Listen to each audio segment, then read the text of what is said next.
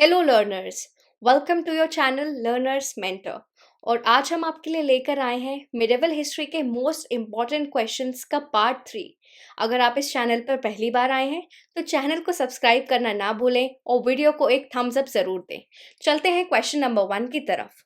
What was the sultanate's official language? तो हमको यहाँ बताना है सल्तनत की ऑफिशियल लैंग्वेज क्या थी। यहाँ पे दिल्ली सल्तनत की बात हो रही है ऑफ कोर्स। तो यहाँ पे हमारे ऑप्शंस हैं अराबिक, पर्शियन, टर्किश या उर्दू। तो यहाँ पे करेक्ट आंसर है पर्शियन। जो दिल्ली सल्तनत का लिटरेचर था उसके साथ ही पर्शियन स्पीकिंग और जो लोग भी आए हैं थ्रोन पे वो पर्शियन स्पीकिंग ही रहे हैं। तो इस चक्कर में पर्शियन लैंग्वेज जो थी वो काफ़ी ज़्यादा मतलब लोगों के बीच में बोले जाने लगी थी और इससे काफ़ी उसका स्प्रेड हुआ है। चलते हैं क्वेश्चन नंबर 2 की तरफ। In which year did the first battle of Panipat took place? तो फर्स्ट बैटल ऑफ पानीपत कब हुई थी हमें ये बताना है। हमारे ऑप्शंस हैं 1510, 1520, 1524 या 1526। तो यहाँ पे करेक्ट ऑप्शन है 1526। जो फर्स्ट बैटल ऑफ पानीपत थी वो बाबर और इब्राहिम लोदी के बीच में फॉट हुई थी और ये 1526 में हुई थी। इब्राहिम लोदी जो थे वो लोधी डायनेस्टी से बिलोंग करते थे और लोधी डायनेस्टी के जो फाउंडर थे वो बहलोल लोदी थे। तो दिल्ली सल्तनत जो है वो उस टाइम पे इससे पहले जो है अफगान लोधी डायनेस्टी ने रूल किया है यहाँ पे 1415 से। और इब्राहिम लोदी जो थे वो एक ग्रेट वॉरियर थे और एक डिप्लोमेटिक लीडर भी थे। चलते हैं क्वेश्चन नंबर 3 की तरफ। Who was the author of Baburnama? तो हमें बताना है बाबरनामा किसने लिखी है। हमारे ऑप्शंस हैं बाबर, अबुल फजल, निजामुद्दीन अहमद या मोहम्मद वारिस।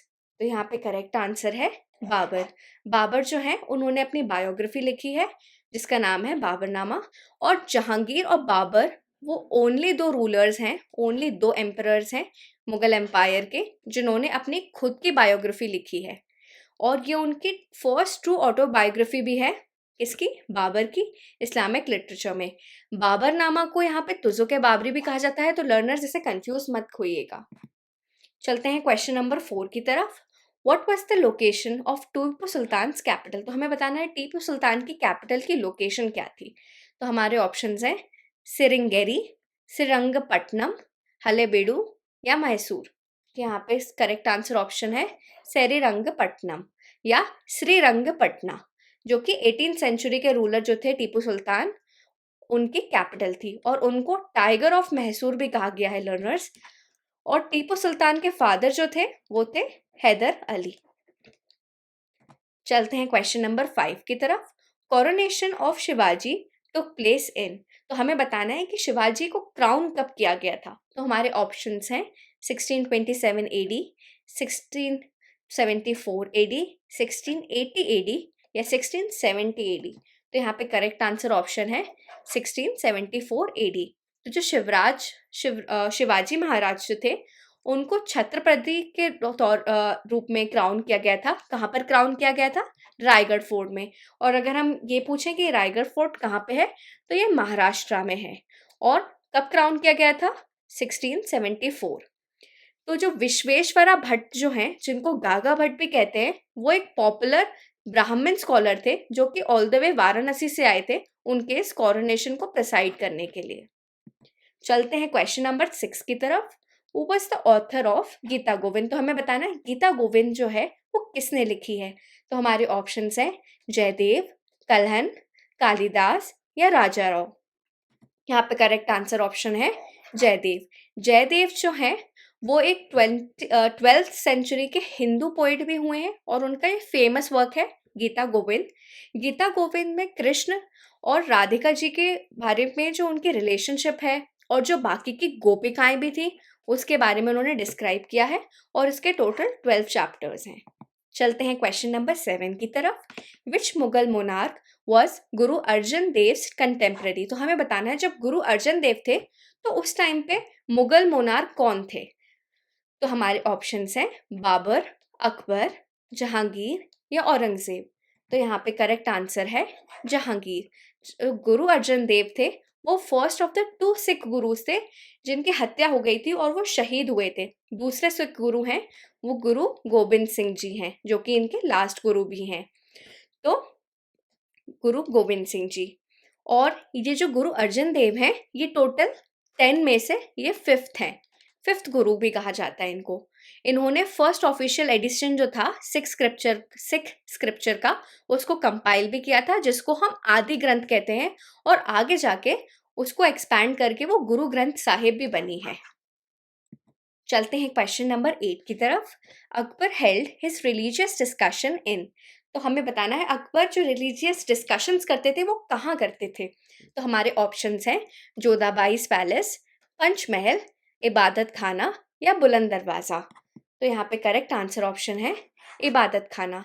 इबादत खाना एक ऐसा मीटिंग हाउस था 1576 सीई में, जहाँ पे मुगल एम्परर जो थे वो स्पिरिचुअल लीडर्स के साथ मीटिंग्स करते थे, अलग अलग जो रिलीजन्स को बिलोंग करते थे उनके साथ एक हेल्दी डिस्कशन करते थे, और उनकी टीचिंग्स जो हैं, हर रिलीजन की कुछ अच्छी टीचिंग्स होती हैं, उनको आपस में शेयर करते थे और उन रिलीजियस लीडर्स के साथ एक हेल्दी डिस्कशन में इन्वॉल्व होते थे। तो ये इबादत खाना जो है ये कहाँ पर हो जाता है, ये फतेहपुर सीकरी में है। तो ये एक इम्पॉर्टेंट क्वेश्चन है और ये एसएससी सीजीएल 2014 में भी अकर हुआ है। चलते हैं क्वेश्चन नंबर 9 की तरफ। The Bahmani kingdom was founded by. तो हमें बताना है बहामनी किंगडम किसने फाउंड करी है। तो हमारे ऑप्शंस हैं अहमद शाह वन, अलाउद्दीन हसन, महमूद गवन या फिरोज शाह बहामनी। तो इसका करेक्ट आंसर है अलाउद्दीन हसन। तो जो बहामनी सल्तनत थे वो एक पर्शियनाइट सुन्नी मुस्लिम एम्पायर था जो कि डेक्कन में था, और इनकी जो राइवलरी थी वो विजयनगर किंगडम के साथ थी। किस चीज़ को लेके थी, क्योंकि fertile reason of Raichur Doab, जो दोआब रीजन था रायचूर का, उसको लेके इनकी जो है विजयनगर किंगडम के साथ राइवलरी थी। चलते हैं क्वेश्चन नंबर 10 की तरफ। Where was saint Kabir born. तो हमें बताना है सेंट कबीर जो हुए हैं वो कहाँ पैदा हुए हैं। तो हमारे ऑप्शंस हैं दिल्ली, वाराणसी, मथुरा या हैदराबाद। तो हमारे करेक्ट आंसर है हमारा वाराणसी। तो जो सेंट जो हैं कबीरदास, वो वाराणसी में हुए हैं। वो एक मिस्टिक पोएट हुए हैं, एक सेंट हैं और एक सोशल रिफॉर्मर भी हैं, और वो भक्ति मूवमेंट के बहुत ही फेमस प्रोपोनेंट भी हुए हैं। भक्ति मूवमेंट के फेमस प्रोपोनेंट 15th सेंचुरी में। चलते हैं क्वेश्चन नंबर 11 की तरफ। हुमायूं नामा वॉज रिटन बाय। हुमायूं नामा किसने लिखी है। हमारे ऑप्शंस हैं हुमायूं, अकबर, अब्दुल फजल या गुलबदन बेगम। यहाँ पे करेक्ट आंसर है गुलबदन बेगम। गुलबदन बेगम जो है वो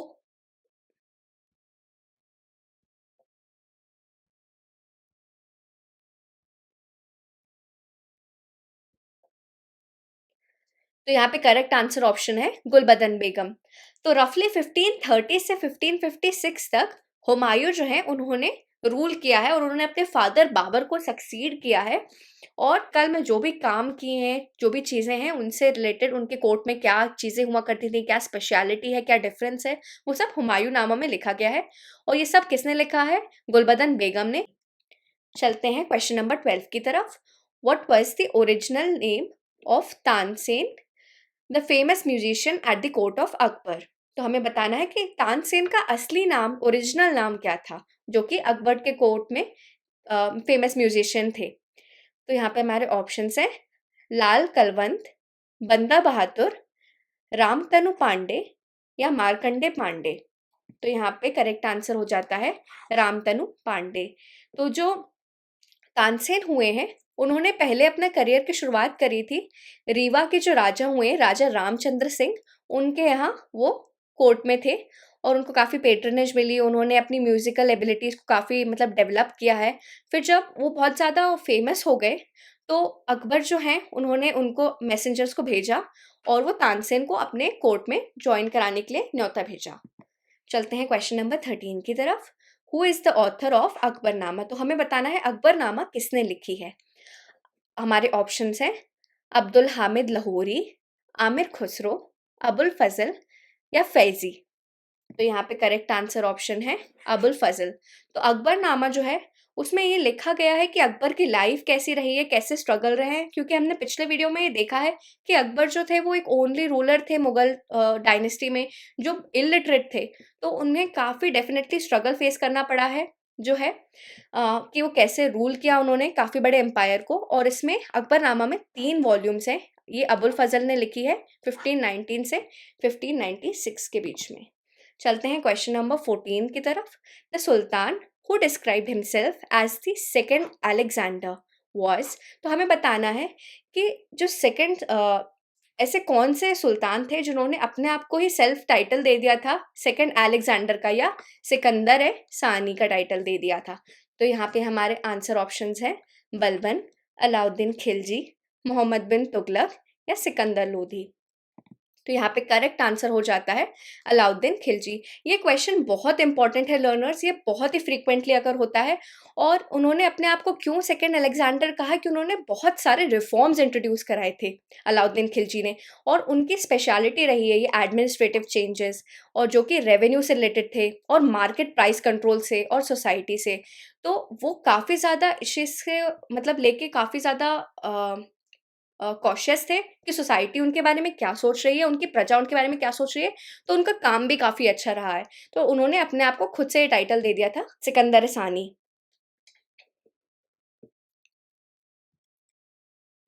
चलते हैं क्वेश्चन नंबर 15 की तरफ। Who of the following became a member of the दीन ए इलाही, तो हमें बताना है इनमें से कौन है ऑप्शंस में जो दीन ए इलाही के मेंबर बने। तो हमारे ऑप्शंस हैं टोडरमल, राजा बीरबल, राजा मानसिंह या तानसेन। तो यहाँ पे करेक्ट आंसर ऑप्शन है राजा बीरबल। तो राजा बीरबल जो हैं वो अकबर के कोर्ट में थे, जैसा कि हमने स्टोरीज में सुना ही है। उनका एक्चुअल नेम जो था, ट्रू नेम, वो महेश दास था, और उनको अकबर ने आगे जाके राजा बीरबल का नाम दिया था। वो एक बहुत ही ब्रिलियंट सिंगर भी हुए हैं, एक पोएट भी हुए हैं, और वो एक लिंग्विस्ट भी थे जो संस्कृत, पर्शियन और हिंदी में फ्लुएंटली बात कर लेते थे। चलते हैं क्वेश्चन नंबर 16 की तरफ। Akbar of sultanate was the name given to which sultan, तो हमें बताना है कि सुल्तान को अकबर ऑफ सल्तनत का नाम दिया गया है। हमारे ऑप्शंस हैं बलबन, इल्तुतमिश, मोहम्मद बिन तुगलक या फिरोज शाह तुगलक। तो यहाँ पे करेक्ट आंसर है फिरोज शाह तुगलक। तो जो फिरोज शाह तुगलक हुए हैं उन्होंने जो है जजिया का इम्पोजिशन जो है स्टार्ट किया था। जजिया वो टैक्स था जो नॉन मुस्लिम जो लोग थे वो मुस्लिम रूलर्स, जो कि दिल्ली सल्तनत के जो रूलर्स हुए हैं उनको देते थे टैक्स के फॉर्म में। जो ब्रिटिश हैं उन्होंने उनको टाइटल दिया था father of the irrigation department. और क्यों दिया था ये टाइटल? क्योंकि उन्होंने इतने सारे गार्डन्स को डेवलप किया है, इतने सारे कैनाल्स को डेवलप किया है, जो कि बहुत ही ब्यूटीफुल तरीके से किया है। और उन्होंने जो है रेस्ट हाउस भी क्या कहते हैं इस्टेब्लिश किए हैं, जिनको सराइस का नाम भी देते हैं।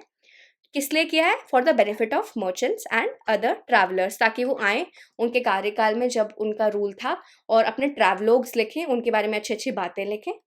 तो चलते हैं क्वेश्चन नंबर 17 की तरफ।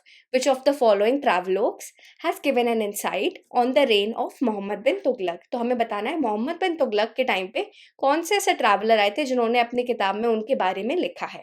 तो यहाँ पे हमारे ऑप्शंस हैं Ibn Battuta's Rihla, Francois Bernier's travel in the Mughal empire, Niccolao Manucci, Storia do Mogor, Tavernier's travels in India. तो यहाँ पे करेक्ट आंसर हो जाता है इब्न बतूता रिहाला। तो इब्न बतूता जो हैं वो मोरक्को से थे, जो कि हमने पिछले वीडियो में देखा है, और वो इंडिया में 1334 में लैंड हुए, और वो अफगानिस्तान के माउंटेन से आते हुए क्रॉस करते हुए तुगलक डायनेस्टी में आए। और उन्होंने मोहम्मद बिन तुगलक के साथ काफ़ी अच्छे रिलेशंस डेवलप कर लिए थे। दोनों ने काफ़ी मतलब गिफ्ट्स एक्सचेंज किए। मोहम्मद बिन तुगलक ने, ऐसा कहा जाता है कि उनको एक स्लेव भी गिफ्ट किया था। चलते हैं क्वेश्चन नंबर 18 की तरफ। Who amongst the following was the last Guru of the six, तो हमें बताना है कि जो सिखिज्म हुआ है, जो सिक्स हुए हैं, उनके लास्ट गुरु कौन थे। तो हमारे ऑप्शंस हैं गुरु अर्जन देव, गुरु तेग बहादुर, गुरु गोबिंद सिंह या गुरु अंगद देव। तो करेक्ट आंसर है गुरु गोबिंद सिंह। ये जो गुरु थे, सिख गुरु, ये 9 साल के जब थे तब से गुरु बन गए थे। और उन्होंने, उनके पिताजी जो थे वो गुरु तेग बहादुर थे। जब उनका डिमाइस हो गया तो उन्होंने टेक ओवर कर लिया। उनका असैसिनेशन हो गया था 1708 में, और उन्होंने जो है वो खालसा के प्रिंसिपल्स को भी फाउंड किया है। और एक इम्पॉर्टेंट चीज़ ये भी है कि जो टर्बन होता है जिससे सिख लोग अपने हेयर को कवर करते हैं, तो उन उसमें भी जो गुरु गोबिंद सिंह हैं उनके सिग्निफिकेंट कॉन्ट्रीब्यूशंस रहे हैं। तो चलते हैं क्वेश्चन नंबर 19 की तरफ। In 1613 the English established their first factory on Indian soil in which city. तो हमें बताना है इन सिटीज़ में से कौन सी सिटी रही हैं जहाँ पे इंग्लिश ने अपनी फर्स्ट फैक्ट्री जो है वहाँ स्टैब्लिश करी थी। तो हमारे आंसर ऑप्शंस हैं कोलकाता, सूरत, मद्रास या कैलीकट। यहाँ पे करेक्ट आंसर ऑप्शन है सूरत। तो जो थॉमस रो थे जो कि आए थे, उन्होंने मुगल एम्परर जहांगीर के कोर्ट में विजिट पे करी। एक ट्रेड नेगोशिएशन के लिए वो एक डील लेके आए थे, जिन्होंने हमने पढ़ा है एक फरमान लेकर आए थे एक ट्रेड अग्रीमेंट के लिए, ताकि उन्हें एक्सक्लूसिव राइट्स मिले, ताकि वो सूरत में सेटल हो सके और वहाँ पे इंडस्ट्रीज को कंस्ट्रक्ट करें। तो जब ये आगे जाके बढ़ा, तो पहले तो सूरत में फैक्ट्री इरेक्ट हुई 1613 में, आगे जाके मद्रास में हुई 1639 में, बॉम्बे में हुई फिर 1668 में, और आगे जाके फिर कैलकाटा में हुई जब जहांगीर ने उनका प्लान एक्सेप्ट कर लिया था। और ये कब हुई है? 1690 में। तो ये ईयर्स और ये कहाँ कहाँ पे प्लेसेस पे स्टैब्लिश हुई हैं, ये सीक्वेंस और ये क्रोनोलॉजी जो है बहुत इंपॉर्टेंट हो जाती है। चलते हैं क्वेश्चन नंबर 20 की तरफ। Who defeated whom in the second battle of Tarain. तो हमें बताना है सेकेंड बैटल ऑफ तराइन जो कि 1192 एडी में हुई थी, तो इसमें किसने किसे हराया था। तो यहाँ पे हमारे ऑप्शंस हैं, Prithviraj defeated Mohammad Ghori, Mahmud Ghazni defeated Prithviraj, Prithviraj defeated Mahmud Ghazni, या मोहम्मद घौरी डिफीटेड पृथ्वीराज। तो यहाँ पे करेक्ट आंसर ऑप्शन हो जाता है मोहम्मद घौरी डिफीटेड पृथ्वीराज। पहली बैटल ऑफ टराइन जो थी वो 1191 में हुई थी सेम लोगों के बीच में, और इसमें पृथ्वीराज जो थे वो जीत गए थे। लेकिन फिर क्या हुआ, एक साल बाद मोहम्मद गौरी आए 1192 एडी में, और उन्होंने फिर पृथ्वीराज को हरा दिया था। तो यहाँ पे हमारे पास इसकी डिटेल्स दी हुई हैं। और जो राजपूतास थे, वो राजपूत जो थे वो डिफीट हुए थे इस फाइट में, exposing north India to future invasion and Turkish type domination. तो इसी के साथ लर्नर्स हम आ गए हैं अपने वीडियो के एंड पे। अगर आपको वीडियो पसंद आया हो तो सब्सक्राइब करना ना भूलें, और जो है वीडियो को लाइक करें और ज़्यादा से ज़्यादा इस वीडियो को शेयर करें। अगर आपको हमारा कंटेंट पसंद आया हो और इससे रिलेटेड कोई भी क्वेरी हो तो इसके आप कमेंट बॉक्स में लिख सकते हैं। इसी के साथ thank you for watching. See you again later in the next part.